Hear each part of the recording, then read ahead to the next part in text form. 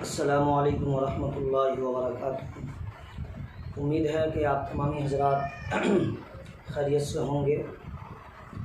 آج کا بھی سوال آپ کا بہت اچھا ہے۔ سوال حسد کے حوالے سے آپ نے کیا کہ حسد کیا چیز ہے اور حسد کتنی بڑی بیماری ہے اور کتنا بڑا گناہ ہے۔ سب سے پہلے میں آپ کو بتا دوں کہ حسد کی تعریف کیا ہے۔ حسد کہتے ہیں ایک انسان کے خزانے کو دیکھ کر، ایک انسان کی دولت کو دیکھ کر، اس کے بزنس، دکان، مکان، اس کی خوبصورتی یعنی اس کی ترقی کو دیکھ کر اس سے جلنا، اس کے زوال کے انتظار میں رہنا، یا یہ سمجھنا کہ اسے اتنی دولت کہاں سے مل گئی، کس طرح ختم ہو جائے، یعنی خدا کے دیے ہوئے میں اختلاف رکھنا، یہ ہے حسد۔ جلنا، کسی کی دولت کو، شہرت کو، عزت کو یا اس کے کاروبار، بزنس، دکان، مکان کو دیکھ کے جلنا، یہ حسد ہے۔ اللہ رب العزت نے قرآن پاک میں ارشاد فرمایا 30ویں پارے میں وَمِن شَرِّ حَاسِدٍ إِذَا حَسَدَ، یعنی میں پناہ مانگتا ہوں اللہ کی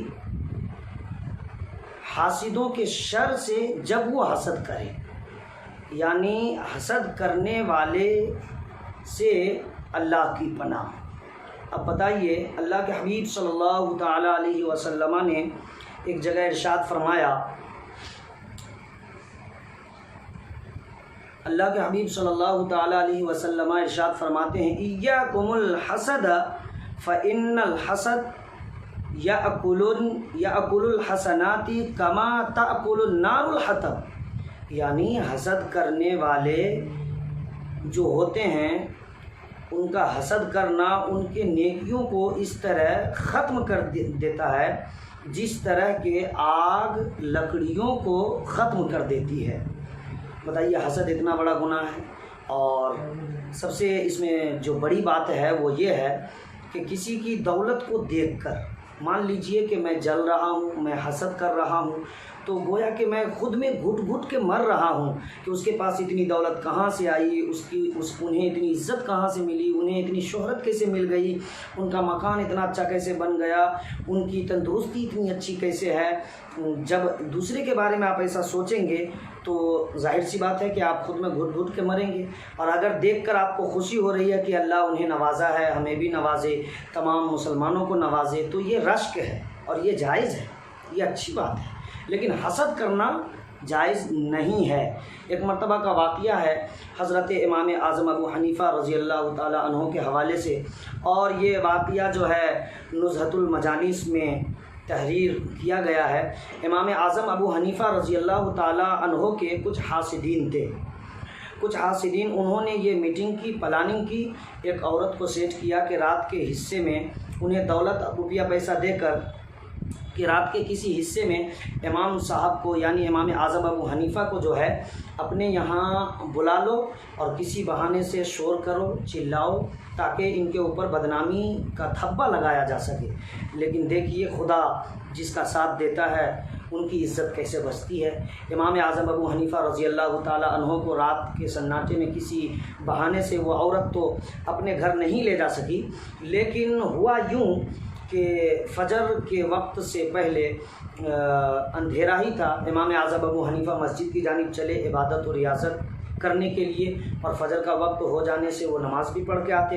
وہ عورت اسی بہانے سے آئی اور امام اعظم ابو حنیفہ کو راستے ہی میں تھام لیا، پکڑ لیا اور کہا کہ میرے شوہر بہت بیمار ہیں، آخری حالت ہے، چلیے ذرا، وہ کچھ وصیت کرنا چاہتے ہیں۔ چونکہ جو زندگی کے درمیان کچھ کہا جاتا ہے تو اسے نصیحت کہا جاتا ہے، اور مرنے سے پہلے اگر انسان کچھ کہہ جاتا ہے تو اسے وصیت کہتے ہیں۔ تو وہ کچھ وصیت کرنا چاہتے ہیں، مجھے خوف ہے کہ وصیت کرنے سے پہلے ان کی روح نہ نکل جائے۔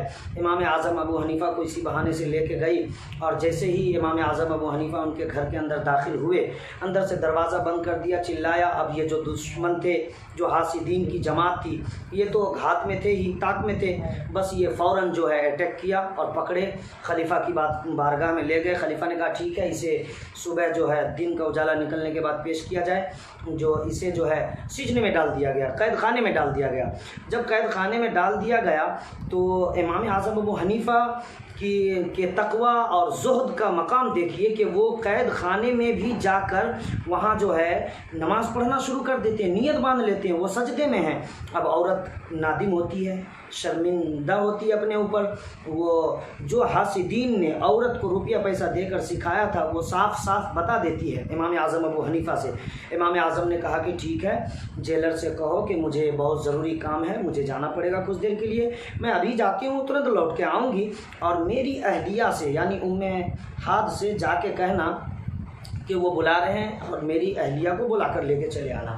البتہ امام اعظم کے کہنے کے مطابق عورت کا دل پلٹ گیا، وہ گئی، امام اعظم ابو حنیفہ رضی اللہ تعالی عنہ کی اہلیہ کو بلا کر لے آتی ہے۔ اب قید خانے میں وہ آ جاتی ہے، اس کے بعد وہ خود باہر چلی جاتی ہے۔ امام اعظم نے کہا کہ آپ باہر چلی جانا اور میری بیوی کو لا کے چھوڑ دینا۔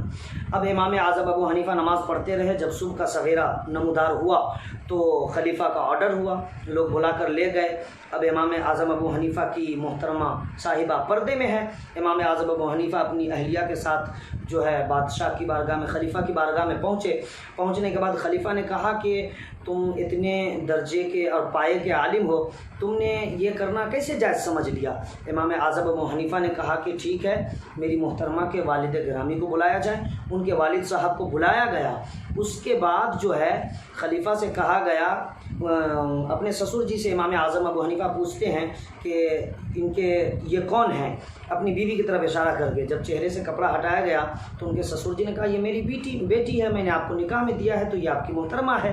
اب خلیفہ دیکھتے رہ گئے، دشمن بھی دیکھتے رہ گئے، چوکنا ہو گئے۔ اللہ نے اسی بہانے امام اعظم ابو حنیفہ کی عزت بچا لی۔ اب دشمن لوگ تعجب میں پڑ گئے۔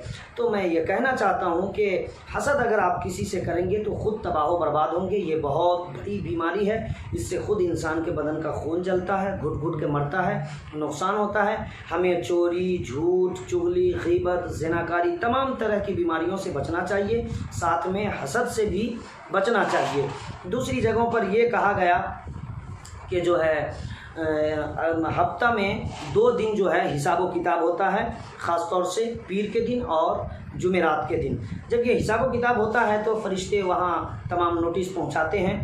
حساب و کتاب ہونے کے بعد اللہ رب العزت تمام گنہگاروں کی گناہ کو بخشنے کے بارے میں تو کہتا ہے، لیکن کہتا ہے یہ گنہگار کو چھوڑ دو، یعنی حسد کرنے والے، بغض رکھنے والے، ان کو چھوڑ دو جب تک یہ اپنے گناہ سے جو ہے پلٹ نہ جائیں۔ انہیں موقع دیا جاتا ہے، ان کے گناہ کو معاف نہیں کیا جاتا ہے۔ اسی حوالے سے ایک اور جگہ کہا گیا کہ جھگڑے یا بغض و عداوت یا حسد کی بنا پر اگر آپ کسی مومن بھائی سے 3 دن سے زیادہ بات نہیں کرتے ہیں، اس کے بارے میں بھی حدیث پاک میں آیا۔ حالانکہ وہاں یہ بھی کہا گیا ہے کہ 3 دن سے پہلے آپ ان سے سلام کریں، ملاقات کریں۔ اگر آپ سلام کرتے ہیں، وہ سلام کا جواب نہیں دیتے ہیں تو ان کی گرفت ہوگی، قابل گرفت وہ ہیں، لیکن آپ کی رہائی ہے، آپ کے لیے چھٹکارا ہے۔ اس لیے حسد بڑی بیماری ہے۔ آپ نے سوال آج بہت اچھا کیا۔ حسد سے اللہ رب العزت ہمیں بھی بچائے، آپ کو بھی بچائے، تمام مسلمانوں کی حفاظت فرمائے اس بیماری سے۔ ہمیں اس بیماری میں نہیں ڈوبنا چاہیے۔ حسد بہت بڑی بیماری ہے۔ اس بیماری کے بہانے اللہ رب العزت کی بارگاہ میں کل قیامت کے میدان میں کہیں شرمندگی کا سامنا نہ کرنا پڑے، اس لیے ہمیں بھی اور پوری کائنات کے مسلمانوں کی اللہ اس بیماری سے بلکہ تمام طرح کے گناہ صغائر و کبائر سے حفاظت فرمائے، بچنے کی توفیق بخشے۔ اللہ حافظ۔